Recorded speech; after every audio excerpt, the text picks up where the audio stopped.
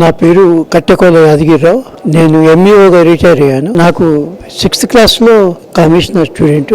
కామేష్ ఈ girls upper primary స్కూల్లో స్టూడెంట్గా చేరాడు. నేనేమో హెడ్ మాస్టరు, వాళ్ళ అమ్మగారేమో ఆమె అసిస్టెంట్ నా దగ్గర. కమేష్ చాలా కామ్గా ఉండేవాడు. అసలు నాకు ఇంత పైకి వస్తాడు, ఇంత మంచిగా ఇదవుతాడు అనేటువంటిది కూడా అప్పుడు తెలియదు. చూస్తుంటే చాలా ఆశ్చర్యం అవుతుంది.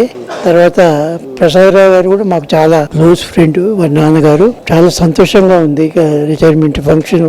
అందులో చాలా ఒబీడియంట్ పర్సన్. అతను ఎంత పైకి ఎదిగినా కూడా ఎటువంటి యొక్క గర్వం నాకు కనిపించలేదు అతనిలో. అతను చాలా కామ్గా ఉండేవాడు. అతని యొక్క క్వాలిటీ సర్వీస్, అతని చాలా డెడికేటెడ్ సర్వీస్ నాకు అర్థమైంది. ఆ స్టేజ్కి వెళ్ళాడంటే ఎంతో డెడికేటెడ్ సర్వీస్ ఉంటే అందులో ఎక్కడ కూడా అతనికి మనం తెలుసుకుంటుంటాం కదా ఈ రోజుల్లో ఎట్లా ఉంది పరిస్థితి.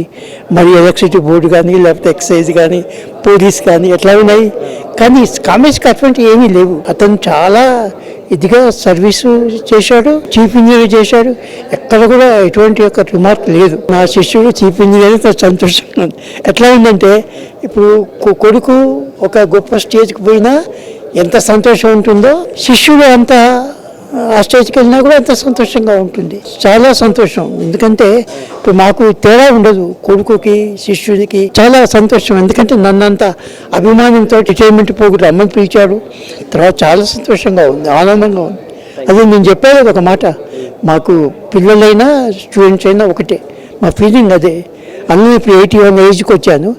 81 ఏజ్ అయినా కూడా నాకు చాలా ఇదిగానే ఉన్నా, మంచి ఆరోగ్యంగానే ఉన్నాను, బాగున్నాను.